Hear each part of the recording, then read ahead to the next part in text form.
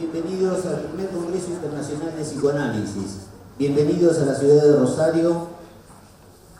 Vamos a dar inicio al acto inaugural y en primer lugar les voy a pedir que se paren, así entonamos las estrofas del himno nacional, por favor.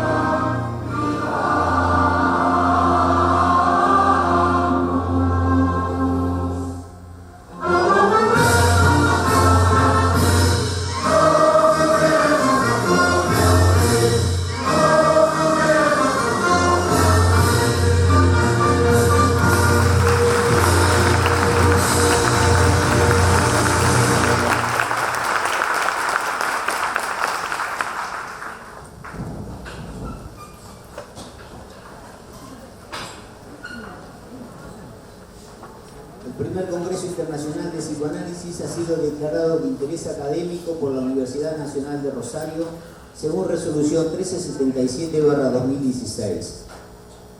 De interés académico por la Facultad de Psicología, según resolución 438/2016. Y de interés provincial por la Cámara de Diputados de la provincia de Santa Fe, junto con el interés municipal, según decreto 46.767, y además de interés educativo por el Ministerio de Educación según resolución número 1422. Vamos a dar inicio formal a las exposiciones de las principales autoridades del Congreso.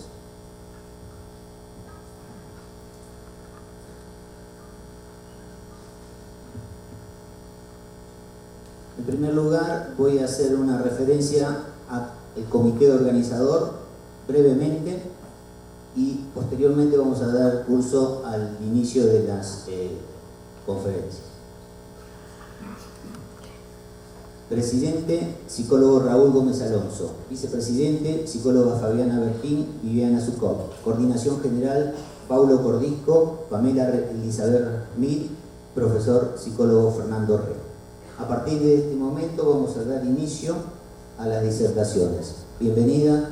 En primer lugar va a hacer uso de la palabra la psicóloga Vivi. En primer lugar entonces el decano Raúl Gómez Alonso.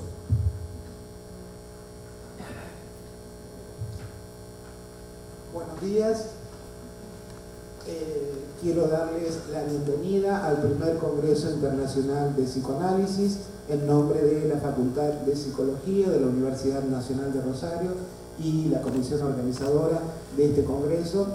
Estamos muy contentos porque no es fácil organizar un evento como este, no es una decisión política simple para tomar en estos momentos, sobre todo teniendo en cuenta que somos una facultad independiente y que todo esto lo tuvimos que hacer a pulmón sin contar con recursos más que de nuestra propia facultad. Un evento de estas características es sumamente auspicioso para esta facultad, es el primer evento de esta magnitud en la Facultad de Psicología. Esperemos que salga todo bien. Empieza en realidad ahora lo importante, que son 3 días de discusión, creo que son 3 días importantes de producción y sobre todo 3 días para poner en tensión categorías conceptuales del psicoanálisis desde dentro del psicoanálisis, ¿no? Ese es un problema que consideramos sumamente importante, que desde dentro del psicoanálisis se pongan en tensión las categorías conceptuales. Antes de cederle la palabra a las 2 vicepresidentas de este congreso, quiero agradecer infinitamente a todos los asistentes, pero más que a los asistentes que se van a poner a trabajar ahora, quiero nombrar a algunas personas que hicieron posible que esto pueda realizarse y que han trabajado arduamente. Este congreso está dentro de una decisión que ha tomado la gestión y que forma parte de su plan estratégico, que es generar espacios académicos de debate y repensar la función social de la facultad, repensar el rol de psicólogo y repensar el vínculo de la universidad con la comunidad. Es por eso que venimos desarrollando desde que asumimos una cantidad importante de eventos académicos, no tal vez de la magnitud de este.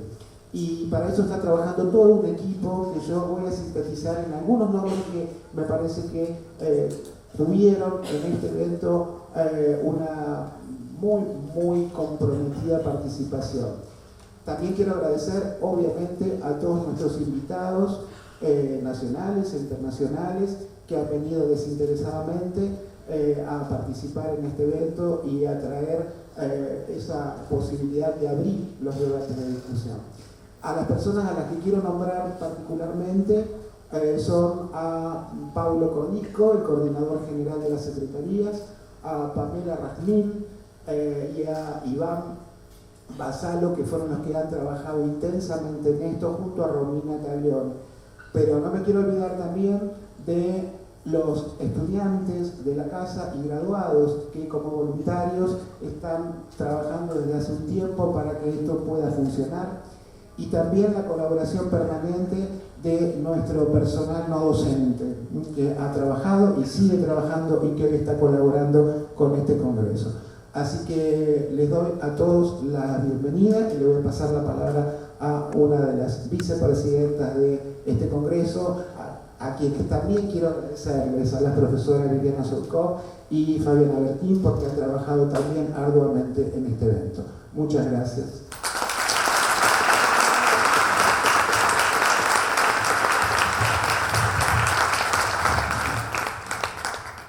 Bueno, buenos días.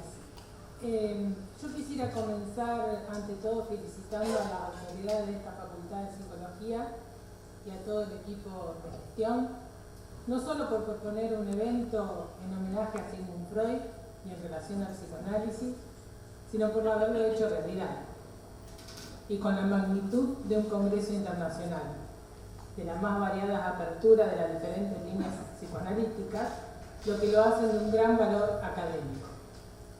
Valor académico que se plasmará en 3 días completos de ponencias, debates, intercambios, pero también con valor social y cultural, como son las presentaciones de libros, las obras de teatro, los eventos sociales, como la peña folclórica y la fiesta.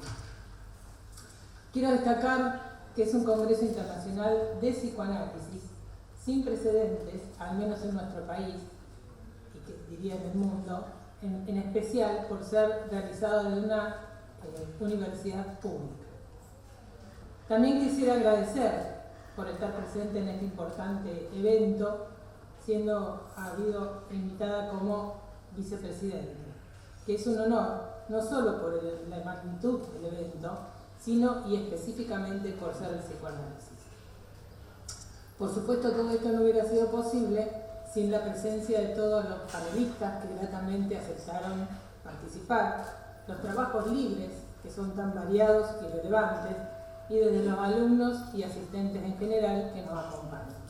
Celebro entonces estar reunidos aquí por convocarnos a sostener la transmisión del psicoanálisis. Gracias.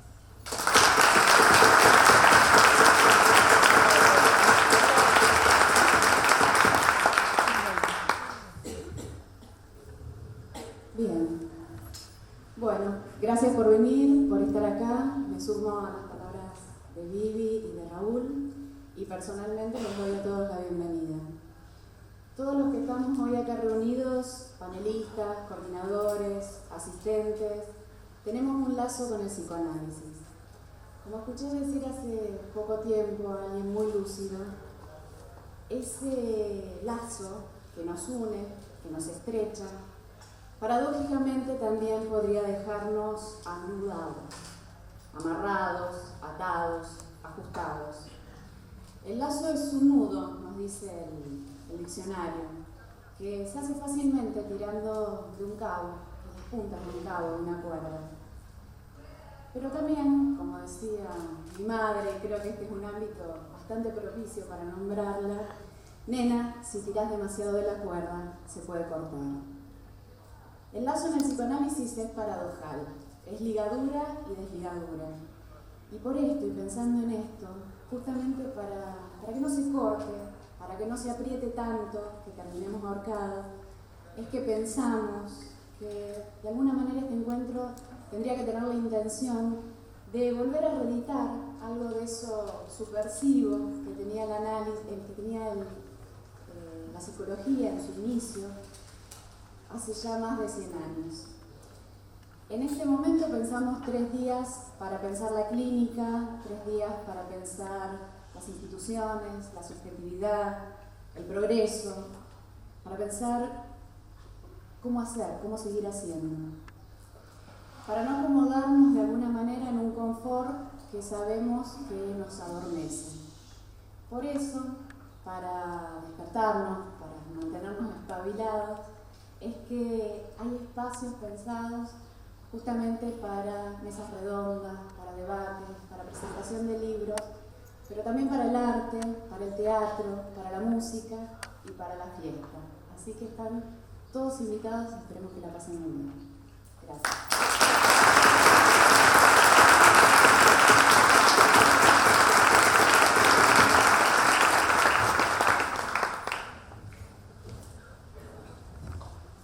Bien.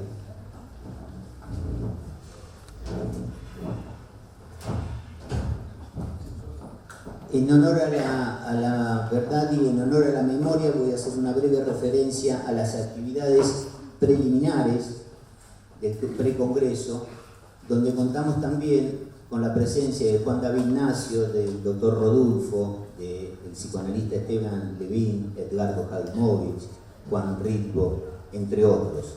Es decir, psicoanalistas prestigiosos, intelectuales, de reconocida trayectoria en el campo psi, que precedieron a la inauguración de este acto que nos convoca en el día de la fecha. Por otro lado, quiero saludar especialmente a dos prestigiosos psicoanalistas que nos tienen el honor de encontrarse en esta sala y que me parece que por su baja producción y por su fluida inutilidad con respecto al psicoanálisis merecen un fuerte aplauso. Me refiero al doctor Jorge Feliski y al doctor Clor Rabán.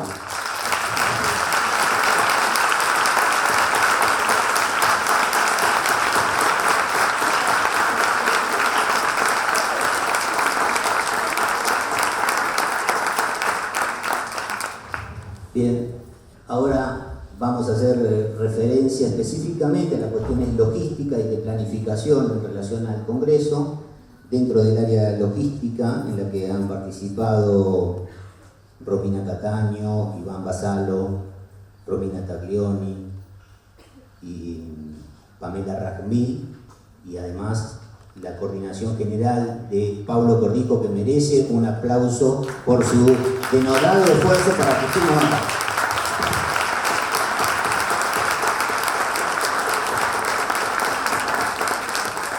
Bien, Pamela, te vamos a pedir unas palabritas para que haga referencia a la logística y a la planificación a los fines de organizar el desarrollo del Congreso. Buen día a todos, bienvenidos al primer Congreso Internacional de Psicoanálisis que se organiza en la Facultad de Psicología. Muy brevemente les voy a contar cómo está pensado este Congreso. Todos tienen su programa, así que pueden ver que está organizado en lo que nosotros armamos como 3 bloques. El primero está formado por paneles simultáneos, ¿sí? Uno de esos paneles va a ser siempre en este aula. Otro de esos paneles va a ser en la carpa, que se encuentra ubicada en el gimnasio, que está dentro de lo que es el predio de la Siberia. Y el tercer panel va a ser en la Facultad de Arquitectura, que se encuentra señalizado por voluntarios que tienen la remera que dice Congreso Internacional de Psicoanálisis, una remera negra con letras blancas, y a su vez lo tienen marcado en el mapa que todos tienen cuando se acreditaron. Un segundo bloque está formado por actividades simultáneas, conformado por mesas de trabajos libres, presentaciones de libros, entrevistas a los invitados, que van a ser dentro del área de nuestra facultad, también están señalizados en el mapa. Y por último tenemos un tercer bloque que está formado por actividades culturales. Una de esas actividades que tenemos esta noche son 2 horas de teatro, una es Antígona, que va a ser en este aula, y otra es Máquina Schreber, que va a ser en la carpa. Después, el día de mañana, vamos a hacer una peña folclórica, que se va a hacer en el patio, donde va a haber empanadas, vino, cerveza artesanal y bandas de música invitadas. Y por último, el día sábado, vamos a organizar la fiesta de cierre del Congreso, que va a ser también en el patio de nuestra facultad, con la posibilidad de comprar comida en el buffet que va a estar armado en el mismo lugar. Por último, decirles que también contamos con servicio de buffet en el patio de la facultad, acá al lado, en el bar de la facultad y en el bar de arquitectura, en el mismo lugar donde se van a hacer algunas de las conferencias simultáneas. Bueno, eso es todo, gracias a todos por venir y esperemos que puedan disfrutar del Congreso.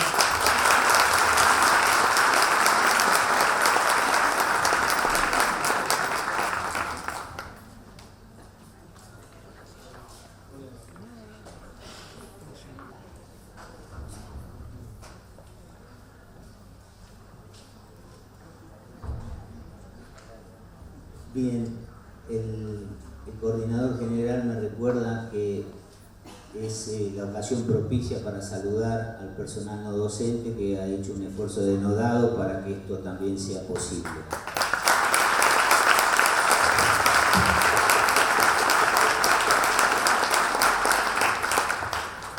Una cosa más que quiero agregar, que me parece que es una ocasión propicia para decirlo. A propósito de las palabras de Raúl, estamos haciendo un esfuerzo enorme en muchos aspectos para lograr este tipo de convocatoria que sea lo más pluralista y lo más respetuosa posible. Me parece que Raúl es nuestro representante en nuestra facultad, quien va a convocar a un grado de pluralismo y un grado de respeto por las múltiples lecturas que haya en relación al psicoanálisis. Y eso se lo debemos al decano porque es uno de los principales referentes para aceptar las múltiples perspectivas de análisis y de interpretaciones, tanto en la parte clínica como en las cuestiones de carácter institucional. Un fuerte aplauso para el señor decano que se lo merece.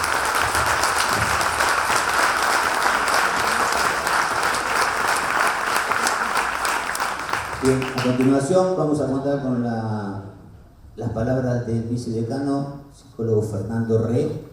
Adelante, por favor.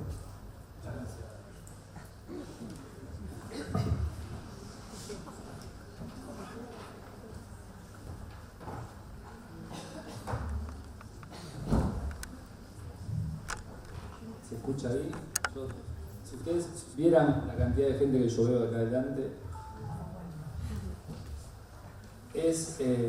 primero debiera hacer la cuestión protocolar de agradecimiento a la gente que organiza el Congreso, a Paulo, que fue el que lo ideó, el que lo pensó, a Pamela, que fue también quien lo acompañó, a Iván, y también recuperar esto que decía Miguel, el agradecimiento al decano. Esta instancia de apertura del Congreso, que yo quiero compartir con ustedes 2 o 3 ideas y cuestiones, es un lugar que me cedió efectivamente Raúl, y yo le agradezco particularmente por la confianza de depositar en mí, trabajar algunas líneas que no quiere decir que represente al colectivo de la gestión, sino digamos, que la confianza que depositó Raúl en que yo pueda abrirlo para mí es un rasgo muy importante y eso quería marcarlo. Después también podría hacer una referencia al tema del backstage del Congreso y lo que significa preparar todo este escenario. Hay un autor que trabajamos nosotros que se llama Erving Goffman, que es un sociólogo canadiense, que trabaja la idea de que el hombre es un actor y que lo que monta son personajes en distintos escenarios, digamos. Y efectivamente también este autor trabaja el costo y el trabajo sucio, le llama Goffman, que se gesta, digamos, antes de un encuentro como este.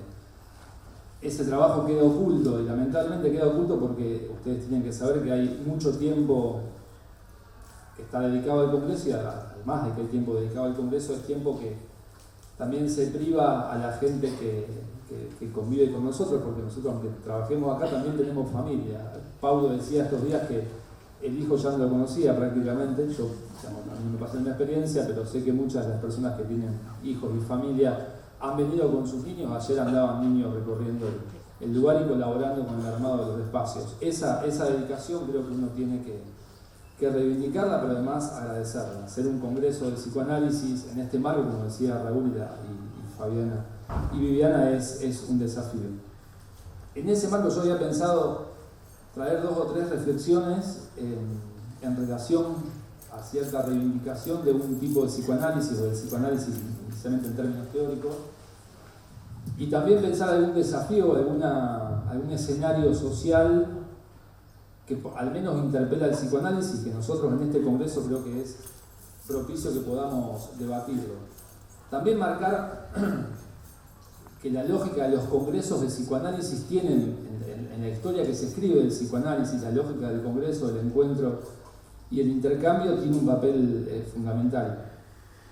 Ustedes saben, hay en las cartas que Freud se envía con Fliss y que están después publicadas una vez muertos ambos intercambiadores epistolares, Freud le manifiesta a Fliss que ese intercambio que ellos mantienen son como una especie de congresos pequeños, que tienen la validez científica para Freud que tiene un congreso. En ese marco, ustedes saben que en la fundación de la IPA por parte de Freud y quienes se venían juntando. Ustedes saben que Freud organiza una serie de encuentros, las famosas reuniones de los miércoles, que operan también como lugares y mecanismos de intercambio y que gestan lo que es la IPA posteriormente y que tiene su primer congreso oficial en 1910. Incluso, fíjense la importancia del congreso. Estaba leyendo estas semanas cuando pensaban que se podía decir valioso en una instancia de apertura. El congreso de 1908, previamente en Salzburgo, previamente a la constitución de la IPA, es el lugar donde Freud presenta el caso del hombre de las ratas, que es un caso paradigmático. Digo, esos espacios de intercambio científicos tenían para Freud una trascendencia y una importancia que uno debiera reivindicar. Nosotros estamos pensando el congreso en esta instancia, pensando en esa lógica de intercambio, en esa lógica de fraternización que Freud pensaba para los congresos. Por supuesto, cada congreso, si bien hay estructuras formales que se repiten en la historia, cada congreso tiene una singularidad particular, cada congreso es único. Y también lo que quiero reivindicar es que cada congreso genera un tipo de emotividad particular, un tipo de emoción particular. Yo creo que uno pueda trabajar lo que produce la presencia de esta cantidad de gente, la presencia individual, la presencia colectiva en el marco de los congresos y la posibilidad y la potencia que tiene un congreso en términos de intercambio y de crecimiento, hay que reivindicarlo. Digo, si yo quería mencionar 2 o 3 cosas sobre la reivindicación del psicoanálisis tradicional, una es este espíritu congresal que tiene el psicoanálisis. Y la otra cuestión es que se interpela en términos, voy a decir sentimentales, capaz que la palabra es muy silvestre para un congreso de psicoanálisis, pero efectivamente eso es así. Yo en la facultad estoy hace 25 años y es la primera vez que veo una convocatoria tan masiva para un evento académico, digamos. Si bien hubo muchísimos eventos, esto es muy importante. También en el marco de pensar que el año que viene el congreso de la IPA, que desde el momento que Freud se planea en 1910 hasta la actualidad se desarrolla bianualmente. Saben que las veces que se interrumpió la concreción de los congresos de la IPA tenía que ver con las situaciones de la guerra europea. Fíjense que la sensibilidad que tenía Freud en términos de la explicación de las conductas irracionales como la guerra, digamos, fue la causa que interrumpe también la concreción de los encuentros y la causa que hace que Freud deba morir alejado de su tierra natal en Londres. En ese marco me parece que hay que reivindicar la potencia del congreso en el psicoanálisis, la potencia del encuentro y la potencia también de los sentimientos, digamos. En 25 años ver esta convocatoria me parece maravilloso. Y esto también decía, me quedó dando vueltas, el año que viene se hace en Buenos Aires, por primera vez creo, el congreso de la IPA, digamos. También esto puede operar como una lógica disparadora para pensar algunos insumos que se puedan replicar en ese congreso. Para recuperar el psicoanálisis hay un montón de cosas, sería infinito, yo creo que es en la era moderna el psicoanálisis inequívocamente es una filosofía, una pregunta acerca del hombre que conmueve el paradigma, digamos, del pensamiento occidental. Y creo que ahí hay muchísimas cosas para decir, sería muy largo, muy extenso y seguramente en las mesas de trabajo, en las ponencias, es un tema que se va a abordar. Lo que sí quería reivindicar en todo caso es la localía del psicoanálisis, en particular en Argentina, más que en Rosario, y recuperar cuál fue el espíritu con el cual el psicoanálisis se integra, digamos, al pensamiento intelectual argentino. Y no es un dato menor pensar que el psicoanálisis se integra a un pensamiento intelectual que es muy floreciente para ese momento. Ustedes saben que la constitución de la APA se da en la década del 40, en el cual el contexto político de la década del 40 en Argentina, tampoco vamos a hacer una diatriba sobre el contexto político de ese momento, pero sí uno puede entender que los sectores predominantes de ese momento, de la década del 30, del 40, son sectores fuertemente tradicionales, los mismos sectores que en Austria dominaban la escena cuando Freud ingresa con la idea esta del psicoanálisis. Pero lo que quiero marcar es que esos sectores fuertemente tradicionalizados obedecían a una serie de valores, digamos, que son fuertemente tradicionales y estaban fuertemente arraigados en la Argentina, valores que tenían que ver. Piensen en la década del 40, inicio de la segunda posguerra, la presencia del nacionalismo en Europa es muy fuerte. Ese nacionalismo no es solamente patrimonio y monopolio de Europa, sino que el nacionalismo se difunde por el resto del mundo. Argentina también tiene una tradición nacionalista muy fuerte, sobre todo en la década del 40, y el psicoanálisis penetra en un espacio que todavía queda emancipado de esos valores tradicionales ligados a lo ultracatólico, ligados a componentes nacionalistas, y esos valores donde penetran, digamos, los actores involucrados son actores que habitan una clase media liberal, sobre todo. Hay que ver que el paradigma del liberalismo en la década del 40 del siglo XX no es lo mismo que pensar el liberalismo en la actualidad. Pero hay una preocupación efectiva por esos actores de integrar un discurso que ellos creían, que yo no dudo que tenga ese carácter emancipatorio y de resistencia simbólica. ¿Por qué el psicoanálisis? Y algo de esto también mencionó Fabiana, y creo que en el Congreso también esto va a estar presente. El psicoanálisis, si bien penetra como una práctica clínica en manos de médicos, tiene un rebote intelectual que creo que es el espíritu exacto que Freud imprimió al psicoanálisis cuando pensó en la fundación de una racionalidad de pensamiento que después dio lugar al psicoanálisis, o lo que fue también previamente el descubrimiento del inconsciente como un elemento o como un insumo de racionalización de la vida humana, que fue absolutamente un factor de cambio para el Occidente.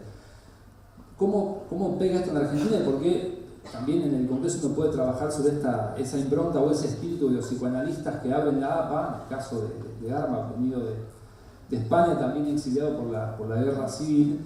Pensar que el compromiso del psicoanalista, tal cual lo pensaba Freud, no tenía que ver solamente con una práctica en términos de un horizonte de cura, porque de hecho el horizonte de la cura aparece un poco más tardíamente, sino que tenía que ver con un rol social del psicoanálisis en términos intelectuales. Esto quiere decir, nosotros hablamos que en el Congreso va a haber expresiones artísticas como obras de teatro, presentaciones de libros, peñas, fiestas y lo demás. Está en el espíritu del psicoanálisis, efectivamente, dar una dimensión a la racionalidad psicoanalítica que exceda la lógica de la cura, la lógica de la práctica clínica, para evitar espacios de interpelación en términos subjetivos. Esto es, cuando el psicoanálisis entra en Argentina, de hecho los historiadores del psicoanálisis, aparece como una especie de ámbito difuso. Pensar si el psicoanálisis viene como una práctica clínica o viene como una forma de expresión artística incluso, porque la racionalidad del psicoanálisis, y esto también hay que decir una cuestión que para mí es fuertísima en términos de impronta del psicoanálisis en Argentina, que es el factor judío que opera en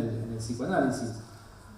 El psicoanálisis argentino hereda ese carácter prototípicamente judío, digamos, de ser antisecular, de habitar una lógica de experiencia artística, digamos, que el psicoanálisis le da los insumos o la racionalidad para poder pensar un nuevo horizonte clínico, pero también artístico y cultural, digamos, que habitó en esa patriada, digamos, que hacen los psicoanalistas argentinos. Yo creo que por ese lado uno tiene que pensar que si bien uno puede ligar, digamos, el desarrollo del psicoanálisis en Argentina a las clases medias liberales, clases medias acomodadas, no quiere decir que eso sea un objeto de persistencia. Si bien hay estructuras similares, el psicoanálisis tuvo en la Argentina, de su implementación en la década del 40 hasta la contemporaneidad, una serie de habitabilidades en espacios que no eran prototípicamente psicoanalíticos como en la década del 40. Quiero decir, ustedes saben que en la década del 60, el 70, el 80, sobre todo en Estados Unidos, opera una corriente comunitarista que tiene un fuerte impacto en el psicoanálisis, y también en Argentina, uno también reivindicar ese aspecto del psicoanálisis argentino. Argentina tiene una de las vanguardias del psicoanálisis comunitario. Pensar la inclusión de los agentes expulsados por la misma lógica del sistema es un elemento de resistencia por un lado del psicoanálisis, pero además que está pensado desde la racionalidad psicoanalítica. Pienso que lo que quiero recuperar es ese espíritu no solamente de resistencia, sino el espíritu, como dijo Fabiana, me parece, revolucionario del psicoanálisis, digamos. Ustedes, fíjense los actores sociales que están involucrados en la difusión del psicoanálisis. En el 40 las clases medias, en la década del 70 las clases intelectuales. En la época de la represión, el paso, digamos, la clandestinidad del psicoanálisis también generó un nexo entre las clases perseguidas, las clases oprimidas. La lógica de la vida universitaria habitaba, digamos, el discurso psicoanalítico, también con la penetración del estructuralismo, de los pensadores, los marxistas franceses. Eso hace un caldo de cultivo para un tipo de pensamiento que en Argentina es vanguardista, pero además se proyecta al resto de Latinoamérica.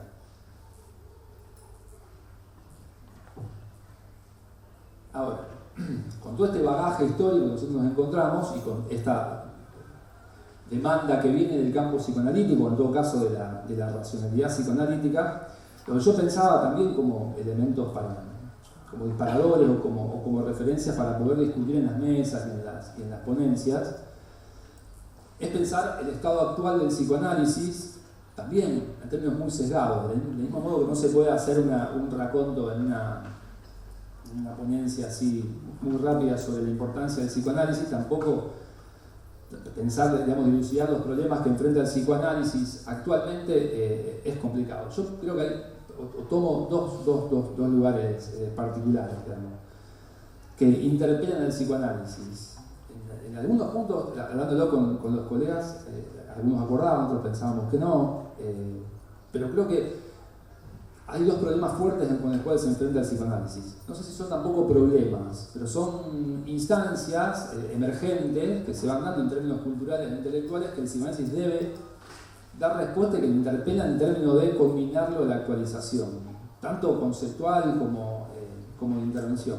Uno de esos elementos, creo que si uno puede ver que hay una crisis, supongamos que uno acuerda en que hay una crisis psicoanalítica, una crisis del psicoanálisis, no en términos de eficacia clínica, sino en términos de esa racionalidad propuesta por Freud, cómo opera ahora como insumo para interpelar la misma cotidianeidad. Yo creo que eso también es un problema de la transmisión del psicoanálisis, que es un tema que quiero hablar después, digamos, pero hay algo del orden de lo cultural, de lo social, que ubica el psicoanálisis en un lugar por lo menos complicado. Quiero decir lo siguiente: hay el estereotipo del psicoanalista, digamos, que habita en el espacio social y con el cual uno tiene necesariamente que generar mecanismos identitarios, creo que como universo simbólico de referencia se ha empobrecido.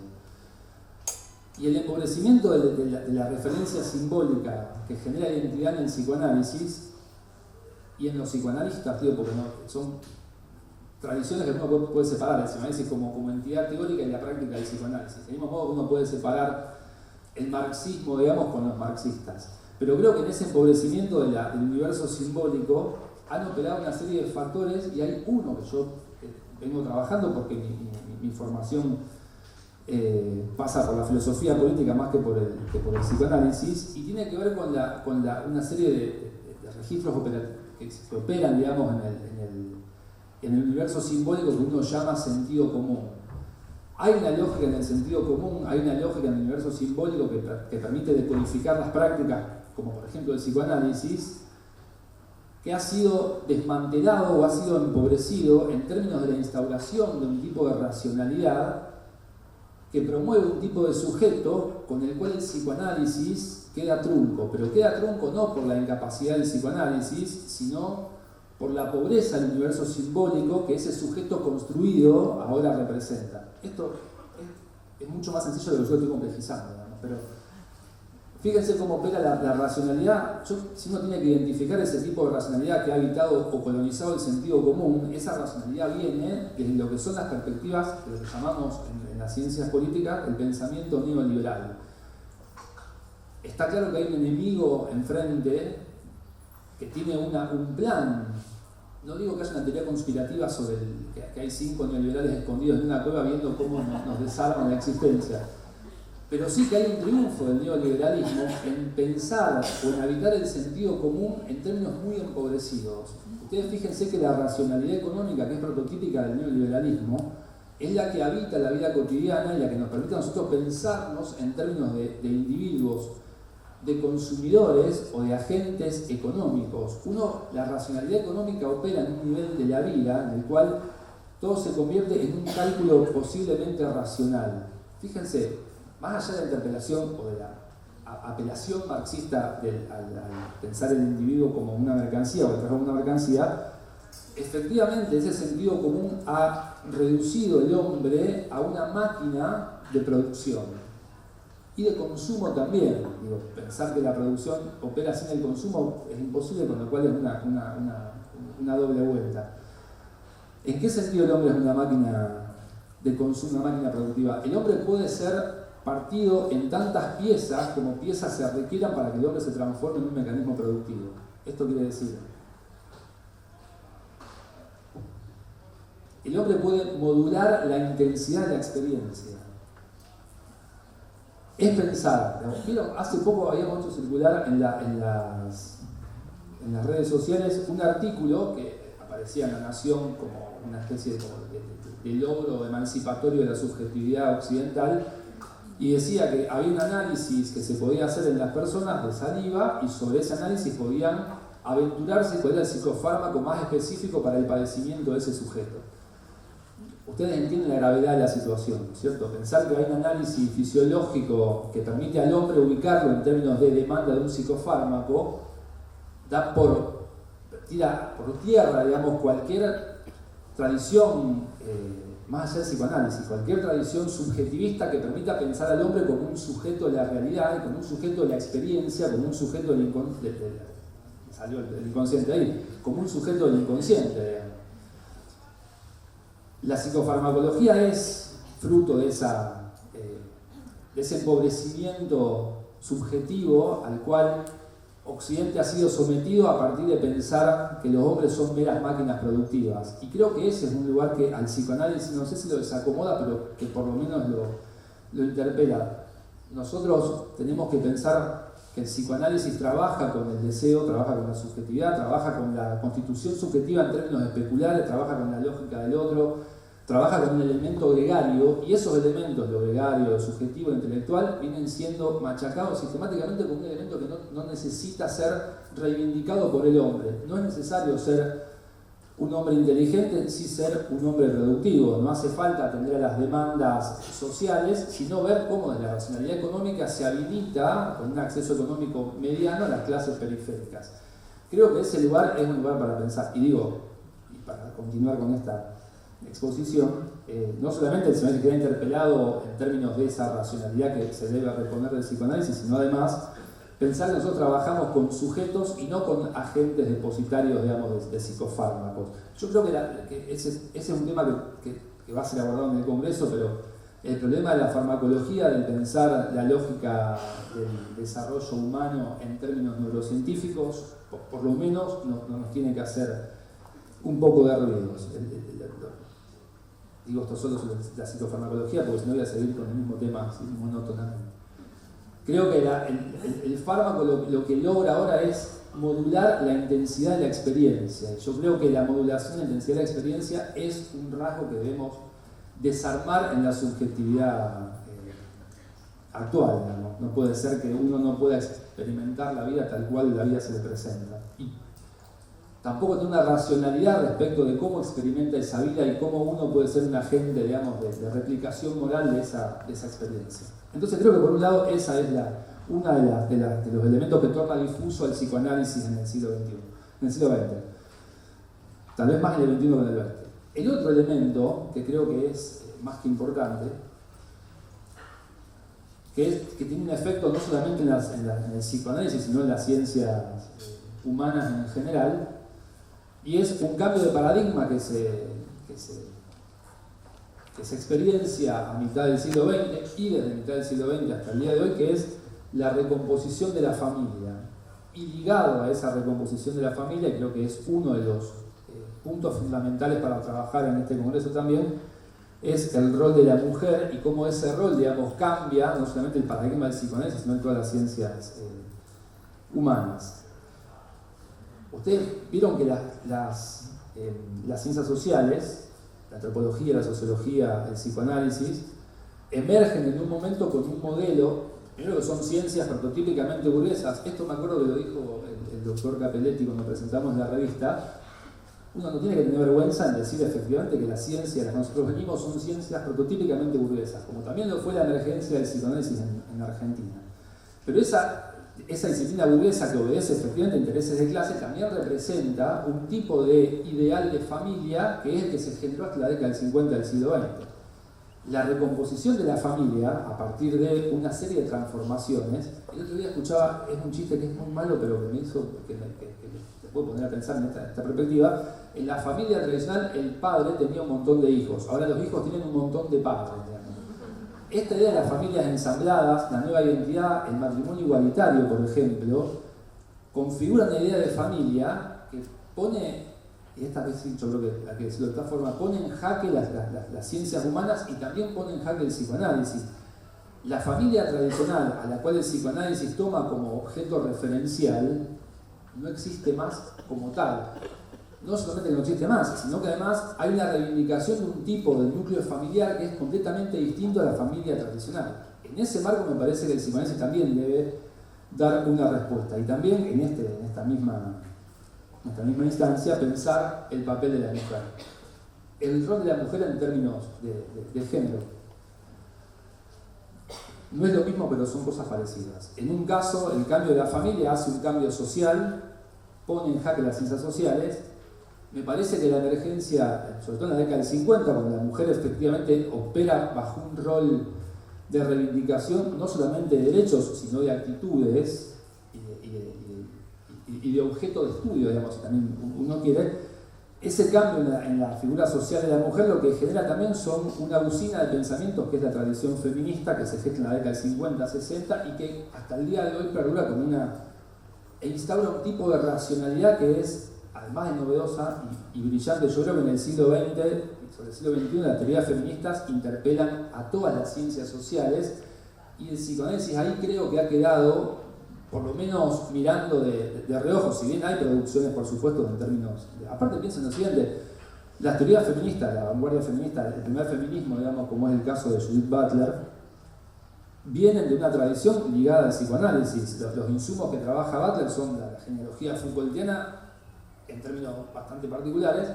pero también el psicoanálisis lacaniano, el estructuralismo, la lingüística, que está traída, digamos, efectivamente por Lacan al mundo del psicoanálisis.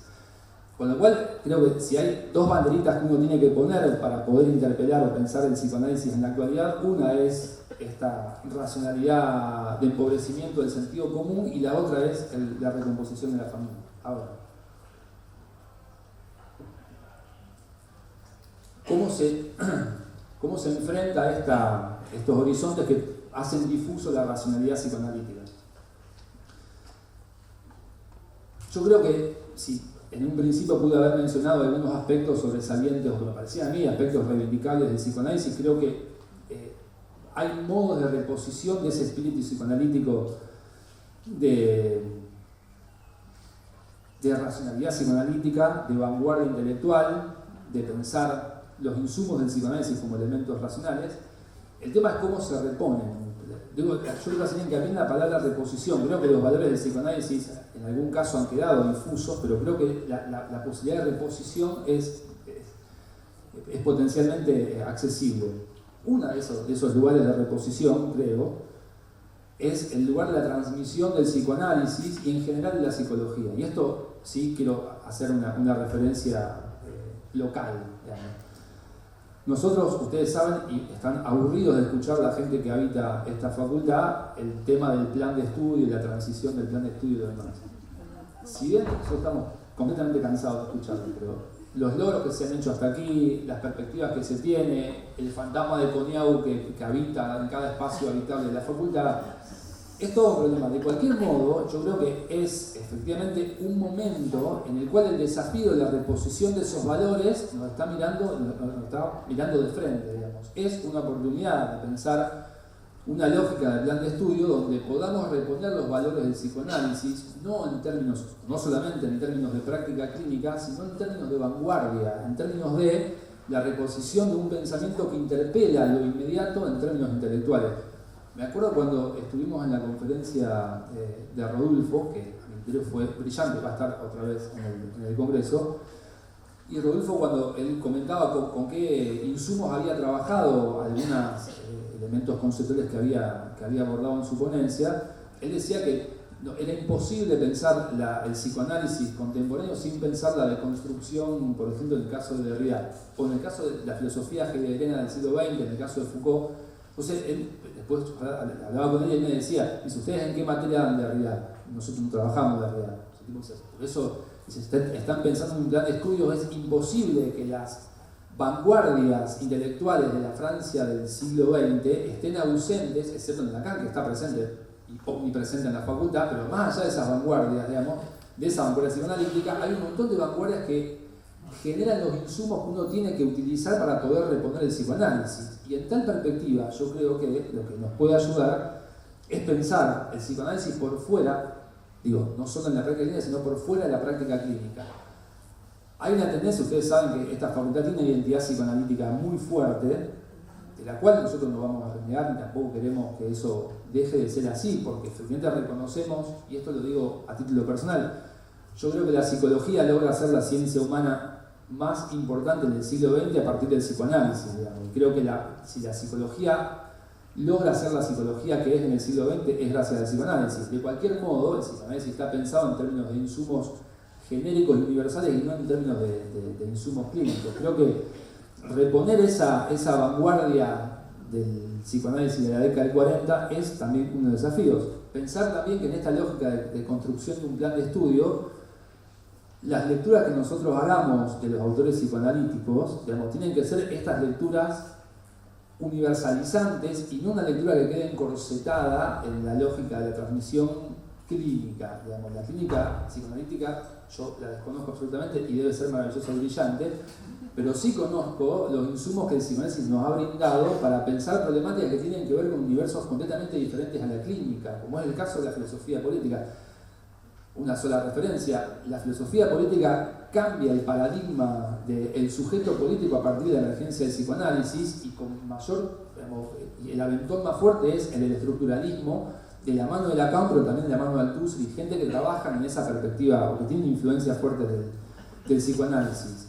Y en tal sentido, una sola referencia también que quiero hacer a la ley de salud mental, que también, del mismo modo que nosotros escuchamos todo el tiempo esta cuestión del plan de estudio y la reforma, también vemos o nos sentimos como conminados a adecuar la lógica del plan de estudio de la ley de salud mental. Más allá de cualquier observación que uno pueda hacer positiva o negativa de la ley de salud mental, yo creo que todos estamos de acuerdo en que una ley de salud mental debe estar presente. Lo que no puede quedar perdido en el horizonte es que a lo único que debemos abocarnos nosotros como psicólogos es a pensar la salud mental en términos de una práctica o en términos de juridización de la salud mental. Quiero decir, la salud mental está bien que sea objeto de juridización, lo que no quiere decir que se agote la intervención del psicólogo y del psicoanálisis en ámbitos de la salud mental. Quiero decir, la salud mental es un ámbito que puede ser habitado por psicoanalistas, pero no es el único ámbito que el psicoanálisis puede habitar en términos de salud mental. A mí, que no soy un practicante de la clínica, me sirve en un montón de dimensiones que no tienen que ver con la clínica, y yo creo que ese es el espíritu efectivo del psicoanálisis, tanto freudiano como del psicoanálisis lacaniano y de los psicoanálisis comunitarios que se dieron en Argentina. Con lo cual, creo que este congreso va a servir también como insumo para que nosotros, para que todos como comunidad educativa, como institución, nosotros en la gestión, podamos tomar esos insumos para poder pensar y llevar al debate esta lógica del plan de estudio. Para terminar, lo que quería marcar es, bueno, que quiero dejar en claro estas ideas de lo que yo apuesto en este congreso, además del encuentro y confraternizar, es a reponer esos valores prototípicos del psicoanálisis y el elemento, sobre todo el elemento romántico del psicoanálisis. Ustedes, Freud, cuando dice Foucault, que Freud cuando descubre el inconsciente lo descubre como un objeto y como si fuese un texto. Y la imagen que se imagina Foucault es el asombro que le produce a Freud en la práctica clínica haberse topado con el inconsciente. Yo no estoy pensando en que seamos mini Freud, digamos, y que nos topemos con semejante descubrimiento como en el caso del inconsciente, pero sí recuperar la capacidad de asombro, sí interpelar, digamos, el esquema psicoanalítico presente en términos de una interpelación textual, no perder la capacidad de asombro, y tratar por lo menos en este congreso de estar a la altura de lo que nos demanda la tradición psicoanalítica, que es tan fuerte que cambia efectivamente el panorama en Occidente. Hasta acá llega lo que quiero decirles, nos estamos viendo estos 3 días y muchas gracias por la presencia.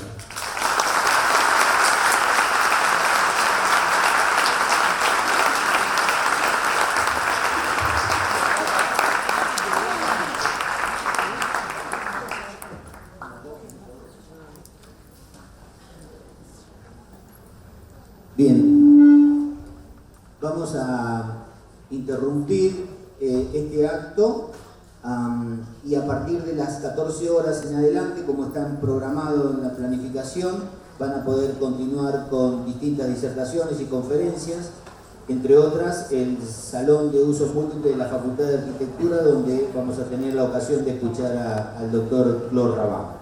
Bienvenidos y esperemos que disfruten de los contenidos, de los paneles y de las disertaciones. Nos encontramos nuevamente en el acto de clausura para hacer un cierre de debate con las participaciones y algunas conclusiones parciales de las que pudimos haber escuchado. Bienvenidos y que disfruten de este encuentro. Gracias por venir.